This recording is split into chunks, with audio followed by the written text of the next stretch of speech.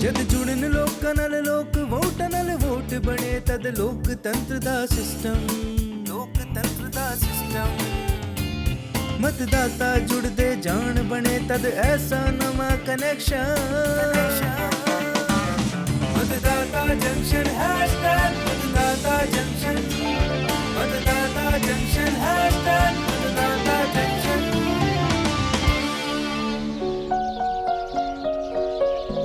ਹਰਮੇਲ ਸਿਆਂ ਸਤਿ ਸ੍ਰੀ ਅਕਾਲ। ਪੁੱਤ ਤੂੰ ਤਾਂ ਭਾਰਤੀ ਫੌਜ ਵਿੱਚ ਹਵਲਦਾਰ ਹੈ ਨਾ। ਆਪਦੇ ਘਰ ਤੋਂ ਦੂਰ ਰਹਿ ਕੇ ਤੂੰ ਦੇਸ਼ ਦੀ ਬੜੀ ਸੇਵਾ ਕੀਤੀ ਹੈ। ਤੂੰ ਤਾਂ ਪੋਸਟਲ ਬੈਲਟ ਨਾਲ ਵੀ ਮਤਦਾਨ ਕੀਤਾ ਹੋਏਗਾ ਨਾ। ਚਾਚਾ ਬਿਲਕੁਲ ਕੀਤਾ ਆ।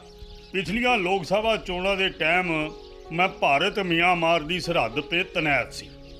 ਮੈਨੂੰ ਲੱਗਾ ਵੀ ਇਸ ਵਾਰ VOTING ਦੇ ਟਾਈਮ ਪਿੰਡ ਨਹੀਂ ਜਾ ਸਕਾਂਗਾ, ਤਾਂ ਫਿਰ VOTING ਦਾ ਮੌਕਾ ਤਾਂ ਹੱਥੋਂ ਗਿਆ। ਚਾਚਾ ਬਾਰਡਰ ਉੱਤੇ ਚੌਕਸੀ ਤਾਂ ਰਹਿੰਦੀ ਆ, ਤਾਂ ਆਪਣੇ ਦਿਲ ਦਿਮਾਗ 'ਤੇ ਇੱਕੋ ਹੀ ਜਨੂਨ ਰਹਿੰਦਾ, ਬਾਰਡਰ ਕੀ ਹਿਫਾਜ਼ਤ। ਪਰ ਸੰਜੋਗ ਹੀ ਕਹਿਲਾ ਚਾਚਾ ਕਿ ਫਿਰ ਵੀ ਮੈਨੂੰ ਵੋਟ ਪਾਣੇ ਦਾ ਮੌਕਾ ਮਿਲ ਹੀ ਗਿਆ। ਅੱਛਾ ਤਾਂ ਜ਼ਰਾ ਸਾਨੂੰ ਵੀ ਦੱਸ ਦੇ ਬਈ, ਪੋਸਟਲ ਬੈਲਟ ਨਾਲ ਤੂੰ ਮਤਦਾਨ ਕਿਵੇਂ ਕੀਤਾ ਸੀ? ਲੱਖੇ ਚਾਚੇ, ਮੈਨੂੰ ਇਲੈਕਟ੍ਰੋਨਿਕਲੀ ਟਰਾਂਸਮਿਟਡ ਪੋਸਟਲ ਬੈਲਟ ਸਿਸਟਮ ਤੋਂ ਆਪਣਾ ਮੈਨੇ ਬੈਲਟ ਪੇਪਰ ਲਿਆ। ਮੈਨੂੰ ਅਲੱਗ ਤੋਂ ਪੋਸਟ ਰਾਹੀਂ ਇੱਕ ਖਾਸ ਕੋਡ ਵੀ ਦਿੱਤਾ ਗਿਆ, ਬਿਲਕੁਲ ਉੱਦਾਂ ਜਿਵੇਂ ATM ਦੇ ਨਾਲ ਇੱਕ ਪਿੰਨ ਵਾਲਾ ਲਿਫਾਫਾ ਆਤਾ ਹੈ। ਉਸ ਕੋਡ ਦੀ ਮਦਦ ਨਾਲ ਮੈਂ ਆਪਣੀ ਈਮੇਲ ਤੋਂ ਭੇਜਿਆ ਗਿਆ ਬੈਲਟ ਡਾਊਨਲੋਡ ਕਰ ਲਿਆ ਤੇ ਫਿਰ ਆਪਣੀ ਪਸੰਦ ਦੇ ਉਮੀਦਵਾਰ ਦੇ ਨਾਮ ਤੇ ਮੋਹਰ ਲਾ ਕੇ ਆਪਣੇ ਰਿਟਰਨਿੰਗ ਅਫਸਰ ਕੋਲ ਭੇਜ ਦਿੱਤਾ। ਇਸ ਪੂਰੀ ਪ੍ਰਕਿਰਿਆ ਕੋ ਸਮਝਣੇ ਵਾਸਤੇ ਉਥੋਂ ਦੇ ਲੋਕਲ ਪੋਲਿੰਗ ਆਫਿਸਰ ਨੇ ਮੈਨੂੰ ਤਕਨੀਕੀ ਜਾਣਕਾਰੀ ਦਿੱਤੀ ਸੀ। ਚਾਚਾ इस मुल्क की तामीर में तेरा खून भी है, तेरी कुर्बानियां भी। याद रखना कि मुल्क ये महफूज है क्योंकि तू है इस मुल्क का जर्रा जर्रा कर्जदार है तेरा। तेरे खून की हर एक बूंद से तूने इसे संवारा, तेरे मुल्क को हर दम तेरा साथ है जरूरी। तेरी आवाज भी जरूरी, तेरा वोट भी।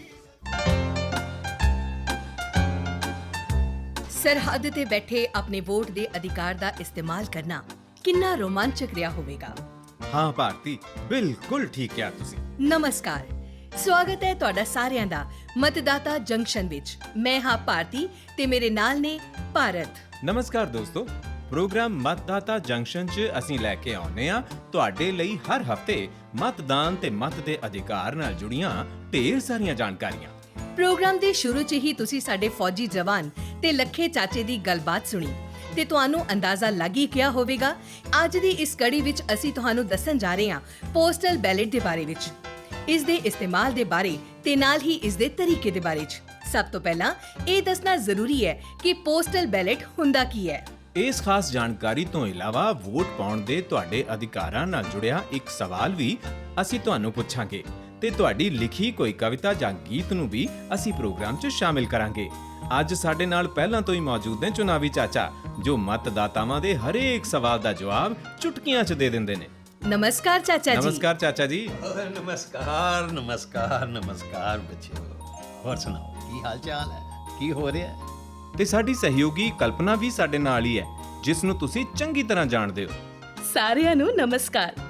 ਬਈ ਕੀ ਗੱਲਬਾਤ ਚੱਲ ਰਹੀ ਹੈ ਅੱਜ? ਕਲਪਨਾ, ਅੱਜ ਗੱਲ ਕਰ ਰਹੇ ਹਾਂ ਡਾਕ ਰਾਹੀਂ ਵੋਟ ਦੇ ਬਾਰੇ। ਅੱਜ ਸਮਝਾਂਗੇ ਇਸ ਪੂਰੀ ਪ੍ਰਕਿਰਿਆ ਨੂੰ। ਚਾਚਾ ਜੀ, ਬੂਥ ਤੇ ਜਾ ਕੇ ਵੋਟ ਪਾਉਣਾ ਤਾਂ ਕੋਈ ਵੱਡੀ ਗੱਲ ਨਹੀਂ ਹੈ, ਪਰ ਇਸ ਡਾਕ ਮਤ ਦਾ ਮਤਲਬ ਕੀ ਹੁੰਦਾ ਹੈ? ਕੀ ਡਾਕ ਰਾਹੀਂ ਭੇਜੇ ਗਏ ਬੈਲਟ ਨੂੰ ਪੋਸਟਲ ਬੈਲਟ ਕਹਿੰਦੇ ਨੇ? ਕੀ ਤੁਸੀਂ ਵੀ ਇਸ ਤਰੀਕੇ ਨਾਲ ਮਤਦਾਨ ਕਰ ਸਕਦੇ ਹਾਂ? ਬਸ ਇੰਨੀ ਕੀ ਗੱਲ ਹੈ? ਇੰਨੀ ਕੁ ਗੱਲ ਤੁਹਾਡੇ ਵਾਸਤੇ ਹੋਵੇਗੀ, ਸਾਡੇ ਲਈ ਤਾਂ ਇਹ ਬੜੀ ਵੱਡੀ ਗੱਲ ਹੈ। ਜਲਦੀ ਦੱਸੋ ਨਾ ਪਲੀਜ਼। ਉਹ ਪਲੀਜ਼ ਕਾਹਦਾ ਬੇਟੇ, ਦੱਸਦਾ। ਦੇਖੋ ਬੇਟਾ, ਵੈਸੇ ਤੂੰ ਇੰਨਾ ਤਾਂ ਜਾਣਦੀ ਹੋਈ ਹੈ ਕਿ ਆਪਣੇ ਆਸ-ਪਾਸ ਕੁਝ ਲੋਕ ਐਸੇ ਹੁੰਦੇ ਨੇ ਜੋ ਵੋਟ ਪਾਉਣ ਆਪਣੇ ਪਿੰਡ ਜਾਂ ਸ਼ਹਿਰ ਨਹੀਂ ਜਾ ਸਕਦੇ, ਜਿਵੇਂ ਸਾਡੇ ਫੌਜੀ ਭਰਾ, ਚੋਣ ਡਿਊਟੀ ਤੇ ਤੈਨਾਤ ਕਰਮਚਾਰੀ, ਦੇਸ਼ ਤੋਂ ਬਾਹਰ ਕੰਮ ਕਰ ਰਹੇ ਸਰਕਾਰੀ ਅਧਿਕਾਰੀ ਜਾਂ ਉਹਨਾਂ ਦੇ ਪਾਰਟਨਰ। ਐਸੇ ਲੋਕ ਆਪਣੀ ਜਗ੍ਹਾ ਤੇ ਜਾ ਕੇ ਵੋਟ ਨਹੀਂ ਪਾ ਸਕਦੇ ਜਿੱਥੋਂ ਦੀ ਵੋਟਰ ਲਿਸਟ 'ਚ ਉਹਨਾਂ ਦਾ ਨਾਂ ਹੁੰਦਾ ਹੈ।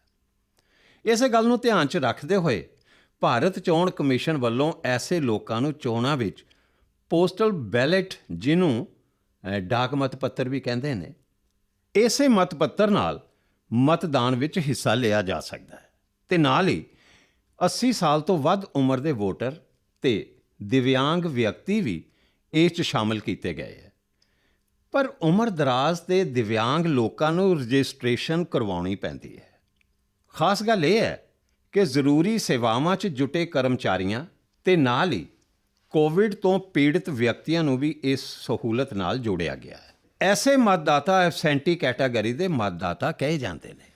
ਬਈ ਵਾਹ, ਯਾਨੀ ਦੇਸ਼ ਦਾ ਕੋਈ ਇੱਕ ਵੀ ਨਾਗਰਿਕ ਵੋਟ ਪਾਉਣ ਤੋਂ ਵਾਂਝਾ ਨਾ ਰਹਿ ਜਾਏ, ਇਸ ਗੱਲ ਦਾ ਖਾਸ ਖਿਆਲ ਰੱਖਿਆ ਜਾਂਦਾ ਹੈ। ਬਿਲਕੁਲ ਸਹੀ ਕਿਹਾ, ਬਿਲਕੁਲ, ਕਿਉਂਕਿ ਇਹ ਸਮਝਣ ਦੀ ਗੱਲ ਹੈ ਕਿ ਤੁਹਾਡੀ ਇੱਕ ਵੋਟ ਵੀ ਮਾਇਨੇ ਰੱਖਦੀ ਹੈ ਤੇ ਹਰੇਕ ਵੋਟ ਦੀ ਆਪਣੀ ਤਾਕਤ ਹੈ। ਪੋਸਟਲ ਬੈਲਟ ਵੀ ਉਨਾ ਹੀ ਮਾਇਨੇ ਰੱਖਦਾ ਹੈ ਜਿੰਨੀ ਇੱਕ ਆਮ ਵੋਟ ਜੋ ਬੂਥ ਵਿੱਚ EVM ਦਾ ਬਟਨ ਦਬਾ ਕੇ ਪਾਈ ਜਾਂਦੀ ਹੈ। ਪਰ ਇਹ ਕਿਵੇਂ ਪਤਾ ਲੱਗਦਾ ਏ ਕਿ ਜਿਹੜਾ ਮਤ ਪੱਤਰ ਆਇਆ ਏ ਉਹ ਸਹੀ ਹੈ ਜਾਂ ਗਲਤ? ਬੇਟੇ, ਇਹਦੇ ਲਈ ਹਰੇਕ ਮਤ ਪੱਤਰ ਵਿੱਚ ਇੱਕ QR ਕੋਡ ਹੁੰਦਾ ਹੈ। ਗਿਣਤੀ ਤੋਂ ਪਹਿਲਾਂ ਹਰੇਕ QR ਕੋਡ ਨੂੰ ਚੈੱਕ ਕੀਤਾ ਜਾਂਦਾ ਹੈ। ਇਸ ਨਾਲ ਪਤਾ ਲੱਗਦਾ ਹੈ ਕਿ ਉਹ ਪੋਸਟਲ ਬੈਲਟ ਚੋਣ ਕਮਿਸ਼ਨ ਵੱਲੋਂ ਭੇਜਿਆ ਗਿਆ ਹੈ ਕਿ ਨਹੀਂ, ਤੇ ਇਸ ਦੀ ਤਸਦੀਕ ਹੋਣ ਤੋਂ ਬਾਅਦ ਉਸ 'ਚ ਦਰਜ ਵੋਟ ਨੂੰ ਗਿਣ ਲਿਆ ਜਾਂਦਾ ਹੈ। ਚਾਚਾ ਜੀ, ਪੋਸਟਲ ਬੈਲਟ ਦੇ ਬਾਰੇ 'ਚ ਹੋਰ ਵੀ ਦੱਸੋ ਨਾ। ਬੇਟੇ, ਇੰਨਾ ਕੁਝ ਤਾਂ ਦੱਸ ਦਿੱਤਾ, ਬਾਕੀ ਦੱਸਣਗੇ ਹੁਣ ਪੋਸਟਲ ਬੈਲਟ ਦੇ ਬਾਰੇ 'ਚ ਦੇਸ਼ ਦੇ ਚੋਣ ਆਯੋਗ ਦੇ ਸੀਨੀਅਰ ਪ੍ਰਿੰਸੀਪਲ ਸੈਕਟਰੀ ਸ਼੍ਰੀ NN बुटोलिया जी। आओ सुनते हैं। जहाँ चाहे वहाँ राह, इसी भावना से भारत निर्वाचन आयोग की हर संभव कोशिश है कि जब मतदाता पोलिंग बूथ तक पहुंचकर मतदान करने में असमर्थ हो, तब पोलिंग बूथ मतदाता के पास स्वयं पहुंचकर उसका मत प्राप्त करने की सुविधा दे। ऐसा होता है पोस्टल बैलेट के माध्यम से वोट देकर। ये अधिकार चुनाव नियमावली 1961 के द्वारा दिया गया है। भारत निर्वाचन आयोग द्वारा जारी दिशा निर्देशों के अंतर्गत चुनाव संचालन संशोधन अधिनियम 2019 के द्वारा विशेष कारणवश अनुपस्थित मतदाताओं को पोस्टल बैलेट पेपर के द्वारा मतदान की वैकल्पिक सुविधा दी गई है। पोस्टल बैलेट पेपर से मतदान करने की सुविधा विशेष श्रेणी के उन मतदाताओं को दी जाती है जो लोग मतदान के दिन वैध कारणों से बूथ पर वोट देने में अनुपस्थित या असमर्थ होते हैं। पोस्टल बैलेट पेपर के माध्यम का उपयोग कर वोट डालने की श्रेणी में 80 वर्ष के ऊपर के वरिष्ठ नागरिक, 40% की विकलांगता से अधिक दिव्यांगजन और इसेंशियल सर्विस के कारण अनुपस्थित सेवकों तथा कोविड के रोगियों, इन 4 प्रकार के मतदाताओं के लिए सरल तथा सहज मताधिकार प्रयोग करने के लिए पोस्टल बैलेट पेपर की सुविधा प्रदान की गई है। ਇਹ ਤਾਂ ਬੜੀ ਅੱਛੀ ਜਾਣਕਾਰੀ ਦਿੱਤੀ ਹੈ ਸ਼੍ਰੀ NN ਬੁਟੋਲੀਆ ਜੀ ਨੇ। ਚਾਚਾ ਜੀ, ਹੁਣ ਸਰੋਤਿਆਂ ਨੂੰ ਇਹ ਵੀ ਦੱਸ ਦਿਓ ਕਿ ਪੋਸਟਲ ਵੋਟ ਪਾਉਂਦੇ ਕਿਵੇਂ ਨੇ। ਪੂਰੀ ਪ੍ਰਕਿਰਿਆ ਬਿਲਕੁਲ ਸੁਰੱਖਿਅਤ ਤੇ ਲੁਕਵੀਂ ਰਹੇ, ਇਸ ਵਾਸਤੇ ਕੋਈ ਪ੍ਰੋਵੀਜ਼ਨ ਹੈਗਾ ਏ? ਬਿਲਕੁਲ ਹੈਗਾ ਜੀ।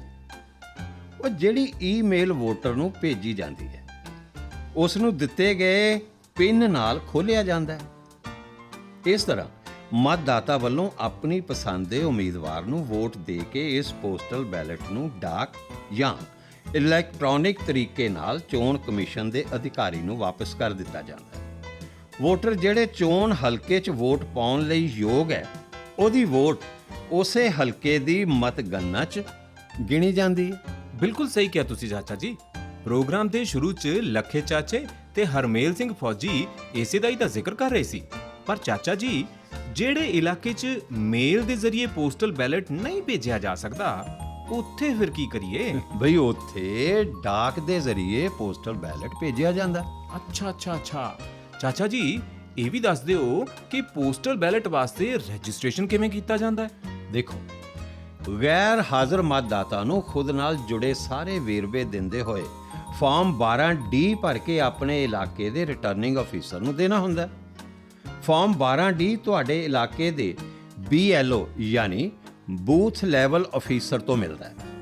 ਇਹਨੂੰ ਭਰ ਕੇ ਇਹਦੇ ਨਾਲ ਸੰਬੰਧਿਤ ਸਰਟੀਫਿਕੇਟ ਵੀ ਅਟੈਚ ਕਰਨਾ ਹੁੰਦਾ ਹੈ।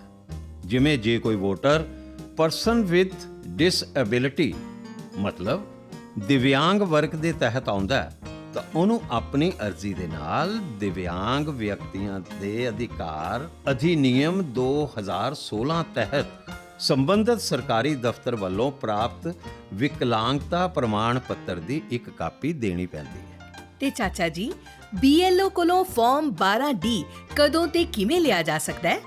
ਦੇਖੋ ਜੀ, ਨਿਯਮ ਦੇ ਮੁਤਾਬਕ BLO ਰਿਟਰਨਿੰਗ ਅਫੀਸਰ ਵੱਲੋਂ ਦਿੱਤੀ ਗਈ ਜਾਣਕਾਰੀ ਦੇ ਮੁਤਾਬਕ 12D ਵੰਡਦਾ ਹੈ।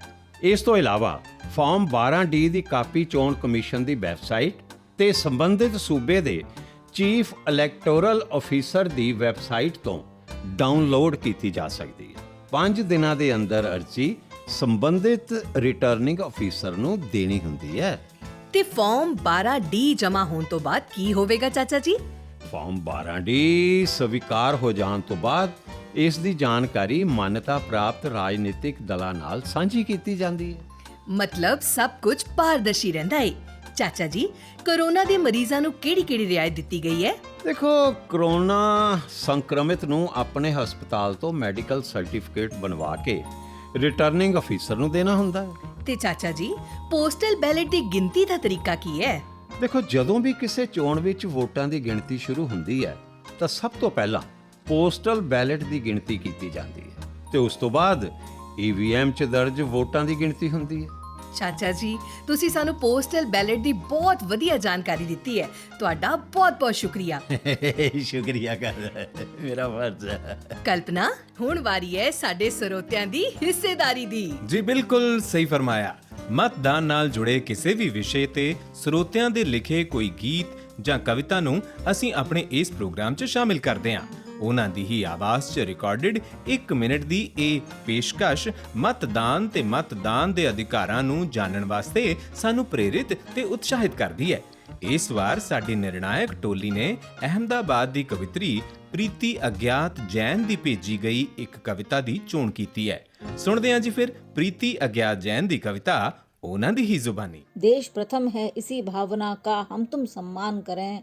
सभी प्रश्न के हल होंगे जो मिलकर हम मतदान करें। तुम याद रखो कि परिवर्तन का दौर जहाँ भी आया, उस समय नागरिक ने मत दे अपना कर्तव्य निभाया। जब जागरूक हो मतदाता तो वही चुनौती लाता, हर एक वोट इस मतगणना में अपना धर्म निभाता। अपने सपनों के भारत का निर्माण अगर करना है तो लोकतंत्र का ध्वज फहरा मतदान तुम्हें करना है। तो लोकतंत्र का ध्वज फहरा मतदान तुम्हें करना है। धन्यवाद। ਦੋਸਤੋ, ਤੁਸੀਂ ਵੀ ਆਪਣੀ ਕਵਿਤਾ ਜਾਂ ਗੀਤ ਸਾਨੂੰ ਇਸ WhatsApp ਨੰਬਰ ਤੇ ਭੇਜ ਸਕਦੇ ਹੋ। ਸਾਡਾ WhatsApp ਨੰਬਰ ਹੈ 9999031950। ਤੇ ਹੁਣ ਵਾਰੀ ਹੈ ਪਿਛਲੇ ਐਪੀਸੋਡ 'ਚ ਪੁੱਛੇ ਗਏ ਸਵਾਲ ਤੇ ਉਸ ਦੇ ਸਹੀ ਜਵਾਬ ਦੀ। ਤੇ ਇਹਦੇ ਵਾਸਤੇ ਤੁਹਾਨੂੰ ਲੈ ਕੇ ਚੱਲਦੇ ਹਾਂ ਸਾਡੇ ਕੁਇਜ਼ ਯਾਨੀ ਸਵਾਲ ਜਵਾਬ ਸੈਕਸ਼ਨ 'ਚ। ਪਿਛਲੇ ਮਤਦਾਤਾ ਕੁਇਜ਼ ਦਾ ਸਾਡਾ ਸਵਾਲ ਸੀ ਕਿ ਹੁਣ ਤੱਕ ਕਿੰਨੀਆਂ ਰਾਸ਼ਟਰੀ ਪਾਰਟੀਆਂ ਭਾਰਤੀ ਚੋਣ ਕਮਿਸ਼ਨ ਕੋਲ ਰਜਿਸਟਰਡ ਹਨ। ਇਸ ਸਵਾਲ ਦਾ ਸਹੀ ਜਵਾਬ ਹੈ 8, ਯਾਨੀ 8 ਰਾਸ਼ਟਰੀ ਪਾਰਟੀਆਂ। ਇਸ ਸਵਾਲ ਦੇ ਜਵਾਬ 'ਚ ਸਾਨੂੰ ਅਣਗਿਣਤ WhatsApp ਮੈਸੇजेस ਮਿਲੇ ਨੇ ਤੇ ਇਹਨਾਂ ਸਾਰੇ ਜਵਾਬ ਭੇਜਣ ਵਾਲਿਆਂ ਵਿੱਚੋਂ ਲੱਕੀ ਵਿਜੇਤਾ ਨੇ ਅਸਾਮ ਦੇ ਨਲਬਾਰੀ ਜ਼ਿਲ੍ਹੇ ਦੇ ਸਾਨੇਕੁਚੀ ਪੋਸਟ ਆਫਿਸ ਦੇ ਪਿੰਡ ਊਰਨ ਕਾਂਦੇਵ ਦੇ ਰਹਿਣ ਵਾਲੇ ਵਿਸ਼ਵਜੀਤ ਪਟਵਾਰੀ। ਵਿਸ਼ਵਜੀਤ ਪਟਵਾਰੀ ਨੂੰ ਸਾਡੇ ਵੱਲੋਂ ਬਹੁਤ-ਬਹੁਤ ਮੁਬਾਰਕਾਂ। ਤੁਹਾਡਾ ਇਨਾਮ ਬਹੁਤ ਜਲਦੀ ਭਾਰਤੀ ਚੋਣ ਕਮਿਸ਼ਨ ਵੱਲੋਂ ਤੁਹਾਡੇ ਤੱਕ ਪਹੁੰਚਾ ਦਿੱਤਾ ਜਾਏਗਾ। ਤੇ ਹੁਣ ਸਾਡੇ ਅੱਜ ਦੇ ਐਪੀਸੋਡ ਦਾ ਸਵਾਲ ਹੈ ਕਿ ਫਾਰਮ 12D ਕਿੱਥੋਂ ਮਿਲਦਾ ਹੈ? ਫਾਰਮ 12D ਕਿੱਥੋਂ ਮਿਲਦਾ ਹੈ? ਸਹੀ ਜਵਾਬ ਭੇਜਣ ਵਾਸਤੇ ਸਾਡਾ WhatsApp ਨੰਬਰ ਹੈ 9990931950 ਤੇ ਤੁਹਾਡੇ ਜਵਾਬ ਆਉਂਦੇ ਸੋਮਵਾਰ ਤੱਕ ਸਾਡੇ ਕੋਲ ਪਹੁੰਚ ਜਾਣੇ ਚਾਹੀਦੇ ਨੇ। ਭਾਰਤੀ, ਹੁਣ ਘੜੀ ਦੀ ਟਿਕ-ਟਿਕ ਕੁਝ ਇਸ਼ਾਰਾ ਕਰ ਰਹੀ ਹੈ ਤਾਂ ਅਗਲੇ ਹਫਤੇ ਇਸੇ ਵਕਤ ਅਸੀਂ ਮਿਲਾਂਗੇ ਇਸੇ ਮੀਟਿੰਗ ਪੁਆਇੰਟ ਮਤਦਾਤਾ ਜੰਕਸ਼ਨ ਤੇ। ਤਦ ਤੱਕ ਲਈ ਅਸੀਂ ਇੱਕ ਦੂਸਰੇ ਤੋਂ ਲੈਨੇ ਆ ਵਿਦਾ ਤੇ ਤੁਹਾਨੂੰ ਸਾਰਿਆਂ ਨੂੰ ਆਖਦੇ ਹਾਂ ਨਮਸਕਾਰ। मतदाता जंक्शन #मतदाता जंक्शन मतदाता जंक्शन